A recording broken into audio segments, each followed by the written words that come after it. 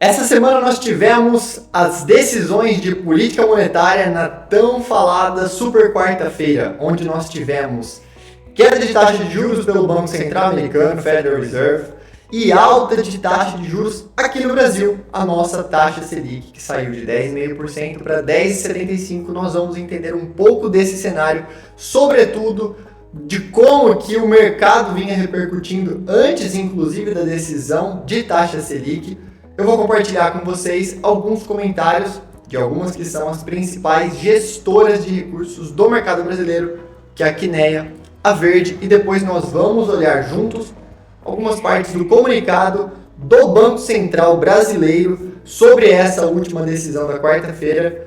E vamos lá. Vou começar então compartilhando a tela com vocês para nós olharmos alguns comentários que fez a Quineia no começo de setembro, ou seja, antes ainda das decisões de política monetária lá nos Estados Unidos e aqui. E nós vamos falar um pouquinho sobre o que a Quineia via para o mês de setembro, né? Então, só para você que não está muito acostumado, os fundos multimercados, né, as gestoras, costumam fazer cartas mensais falando um pouco de como foi a alocação do fundo, como que eles estão alocados para o próximo mês e, claro, dando o pitaco macroeconômico para os seus investidores e para o mercado, beleza? Então vamos lá, pessoal, vou compartilhar a tela com vocês aqui. Carta mensal da Quineia, que foi publicado no começo de setembro. Nós vamos olhar um pouquinho alguns comentários que a Quineia fez sobre primeiro a economia americana, né? Então a Quineia faz ali, para você que nunca viu, eu recomendo inclusive que você leia essas cartas da Quineia todo começo de mês. A Quineia e várias gestoras lançam suas cartas mensais. Eu particularmente gosto bastante de acompanhar algumas dessas cartas. Então vamos lá, ele usa ali, né, um filme japonês clássico como os seus exemplos, né, e a história, né, da carta vai se desenvolvendo toda na comparação com esse filme. Legal, o que dá para entender aqui é que eles trazem sempre dois pontos divergentes na análise, né? E o que a gente vê falando sobre a economia americana são as narrativas, né, que variam de uma economia que parece desacelerar com um mercado de trabalho mais fraco do que o esperado, isso a gente está falando lá nos Estados Unidos, permitindo que o Fed, que é o Banco Central Americano, inicie seu ciclo de cortes de juros. E isso era alguns comentários da Quineia no começo de setembro. Até perspectivas que incluem uma economia ainda acima do seu potencial, inibindo cortes de juros significativo por parte do Banco Central. Então aqui a Quineia está trazendo, né, essas duas visões. Legal. No Brasil também, né, a Quineia traz ali algumas das narrativas que tem no Brasil, também nesse dualismo, né, que o mercado vem fazendo. E eu quero descer com vocês para nós olharmos esses comentários que a Quineia fez sobre a economia brasileira e possíveis decisões de política monetária. Então aqui a pergunta que a Quineia nos faz: é necessário subir juros no Brasil? E daí ele comenta, né? O debate no Brasil migrou recentemente, isso claro que ele está falando ali no começo de setembro, das incertezas fiscais para a política monetária. Ou seja, o debate no Brasil ele vem sendo, né, não é de hoje, com relação aos gastos do governo e a evolução da dívida pública brasileira. E isso fez com que o debate migrasse dessas discussões fiscais para a política monetária, ou seja, debate sobre taxa de juros, tá? Quando a gente fala política monetária, estamos aqui falando sobre taxa de juros. Beleza? Então, vamos lá, né? Aqui novamente duas narrativas. Por um lado, parte dos investidores consideram que os números inflacionários ainda bastante controlados no Brasil, com os Estados Unidos iniciando seus cortes de juros em setembro, não haveria necessidade de a autoridade monetária, ou seja, o Banco Central, iniciar neste momento uma nova rodada de aumento de taxa de juros. Então, essa era um lado da visão lá no começo de setembro, né? E na verdade até pouco antes da decisão de política monetária, uma parte do mercado pensava assim. Confesso que eu até era um desses nas últimas semanas, tá? Outra narrativa considera que, mesmo controlada, a inflação estaria acima da meta, o que é um fato. A inflação brasileira vem rodando acima da meta. E que, aliada à deterioração das expectativas e dados de atividade mais forte, ou seja, a economia brasileira está aquecida, poucas opções restariam ao Banco Central que não iniciar um novo processo de subida de juros. Ou seja, a inflação estando mais alta do que a meta e a economia aquecida, seria meio que inevitável o Banco Central começar o corte de juros, que foi o que o Banco Central fez nessa quarta-feira, começando por um ciclo de alta de juros em 0,25%, saindo de 10,5% para 10,75%. Então aqui a gente já entende um pouco do panorama de como que começaram as discussões, tanto do ponto de vista lá do Federal Reserve, lá nos Estados Unidos, quanto da discussão brasileira com relação à inflação, atividade econômica e taxa de juros, tá certo? Quero ler com vocês agora aqui alguns pedaços da carta da Verde Asset, que é uma das principais, mais tradicionais gestoras de recursos independentes do Brasil, né? Tem ali no seu gestor uma figura muito conhecida no mercado, né? Muita gente também brinca ali assim, fazendo alusão do Warren Buffett de ser o oráculo do mercado, oráculo de Omaha, né? Tem gente que faz essa brincadeira aqui com o Luiz Stuhlberger, que é o gestor da Verde Asset. Nós vamos dar uma olhada na carta mensal da Verde também do começo do mês ali de setembro, que eles falam então até mais duro, na verdade, tá? Com relação a essa evolução todo do cenário brasileiro. Então vamos lá, compartilhando a tela com vocês. Aqui, a Verde Asset, eles citam, né, até um economista inglês ali da década de 70, né, o Charles Goodhart, que fez, né, teve ali uma carreira também no Bank of England. E aqui eles usam uma frase, né, do Charles Goodhart. Quando uma medida se torna um alvo, ela deixa de ser uma boa medida. Vamos ler uns trechinhos aqui junto com vocês. O desenvolvimento recente das decisões de política fiscal no governo Lula exemplifica tal fenômeno. A meta de resultado primário tem que ser atingida, custe o que custar. E dessa busca nascem todo tipo de subterfúgios e criatividades. Então aqui ele começa a citar gastos inesperados que vão sendo colocados à margem da meta fiscal, ou seja, não entrando na meta de contas públicas brasileiras, tá certo? Então aqui, dando continuidade, voltamos à era da política pública feita fora do orçamento, alimentando a criação de um sem número de fundos e outras tecnologias parafiscais que pareciam ter ficado no passado nem tão remoto. Aí ele dá alguns exemplos, né? Vale Gás, por exemplo, né? Agendas ali mais populistas visando ali sempre questões eleitorais. Ao fim e ao cabo, a ação do governo tornou a métrica de déficit fiscal primário uma variável pouco relevante para os mercados.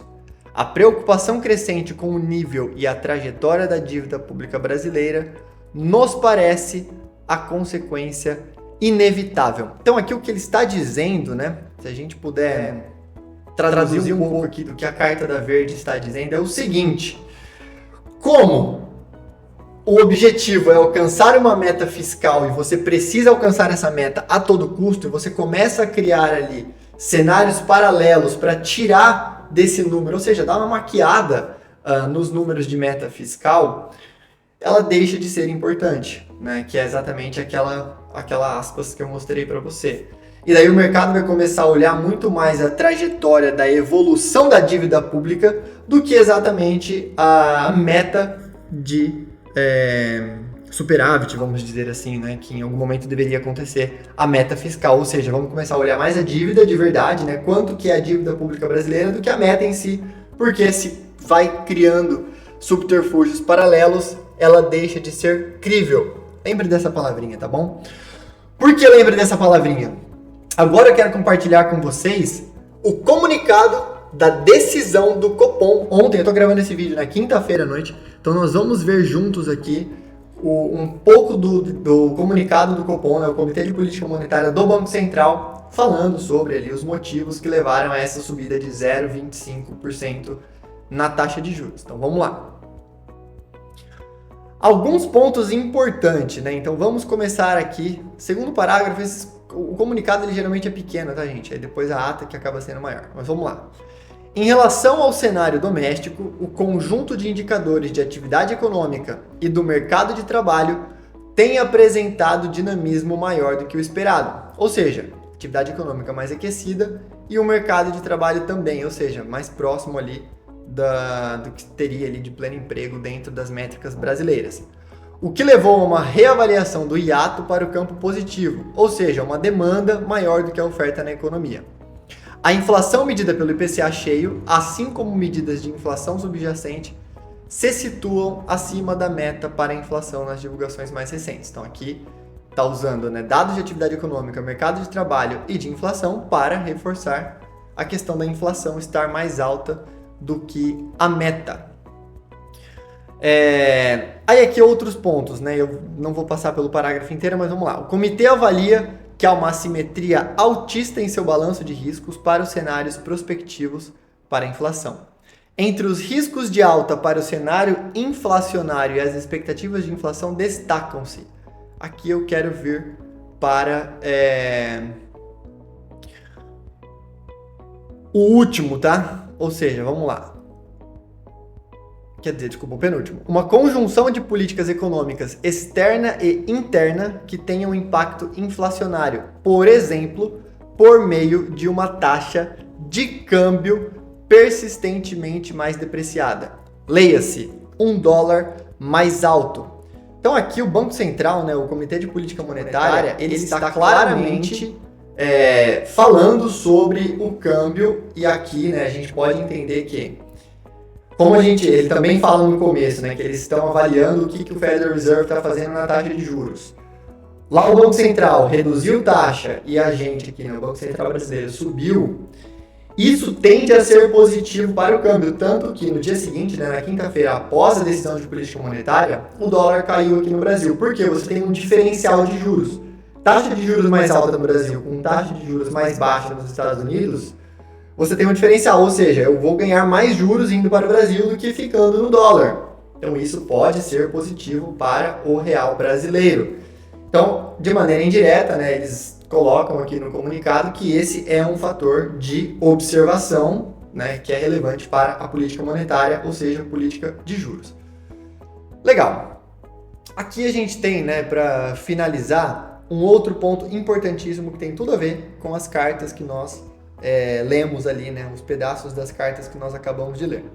O comitê monitora com atenção os desenvolvimentos recentes da política fiscal, impactam a política monetária e os ativos financeiros. A percepção dos agentes econômicos sobre o cenário fiscal, junto com outros fatores, tem impactado os preços dos ativos e as expectativas dos agentes. O comitê reafirma que uma política fiscal crível e comprometida com a sustentabilidade da dívida contribui para a ancoragem das expectativas de inflação e para a redução dos prêmios de risco dos ativos financeiros, consequentemente impactando a política monetária. Traduzindo, gente, o comitê reafirma que uma política fiscal crível, ou seja, com o mercado acreditando que de fato está preocupado em não gastar mais do que arrecada e não simplesmente bater uma meta, ou seja, olhando a trajetória da dívida pública de fato de maneira sustentável, ajudam na ancoragem das expectativas de inflação. Ou seja, o governo mostrar que está comprometido em gastar menos do que arrecada vai ajudar a inflação chegar à meta. Ou seja, não ficar injetando dinheiro na economia de maneira artificial através desses orçamentos paralelos vai ajudar na inflação de médio a longo prazo. E também na redução dos prêmios de risco dos ativos financeiros. Ou seja, quando você tem uma maior convicção de que o governo está comprometido em atingir, de fato, uma sustentabilidade na trajetória da dívida, você diminui a incerteza do país. E a incerteza, ela acaba trazendo um prêmio de risco, ou seja, você coloca ali embutido nas curvas de juros, nas expectativas de juros futuro, um prêmio adicional. Se eu não sei exatamente o que vai acontecer com a inflação, se eu não sei exatamente o que vai acontecer com os juros, eu quero arredondar para cima, eu quero mais juros para estar no Brasil, eu tenho um risco grande. Aqui, né, se a gente puder traduzir para as nossas finanças pessoais, imagina o seguinte, você tem ali um familiar que tem uma boa renda, que você sabe que guarda dinheiro todos os meses, que não gasta dinheiro com bobagem, ele vem e pede um dinheiro emprestado para você. Talvez você até empreste e não cobre juros nenhum. Imagina que você tem agora um outro amigo ou familiar que você sabe que ele se endivida no cartão de crédito, gasta mais do que ele arrecada, pega dinheiro emprestado dos amigos, dá trabalho para pagar, tá cada hora no emprego, você não sabe exatamente nem a profissão do cara, pô, ele trabalha em quê? Né? Uma hora ele tá trabalhando num setor, outra hora ele tá trabalhando em outro, não tem uma profissão clara, não tem uma carreira clara, ele vem e te empresta dinheiro. Você emprestaria dinheiro para ele a juros zero ou um juros baixo? Ou você acrescentaria um prêmio de risco pela incerteza da operação? Com política monetária e taxa de juros é a mesma coisa. Então, é exatamente isso que a gente está falando. O governo estar comprometido com a trajetória da dívida pública, na verdade, vai ajudar a inflação ser mais baixa e ajuda na própria política monetária. Então, compartilhando o finalzinho com vocês aqui. A redução dos prêmios de risco, ou seja, juros menores, né? Projeção de juros futuros menor, consequentemente impactando a política monetária. A política monetária, a taxa Selic, é a taxa de juros mais curta. E aqui tem o restinho do comunicado, né? Fala quem votou, a decisão foi unânime. Então, enfim. É isso que eu queria compartilhar com vocês para nós entendermos, sobretudo, né? O que o mercado já vem enxergando antes dessa decisão de política monetária. A gente tem uma atividade econômica no Brasil mais aquecida, uma taxa de desemprego, né, perto ali do pleno emprego dentro das métricas brasileiras, um gasto fiscal muito elevado, então a política fiscal brasileira ela não está crível, por mais que você tenha as metas.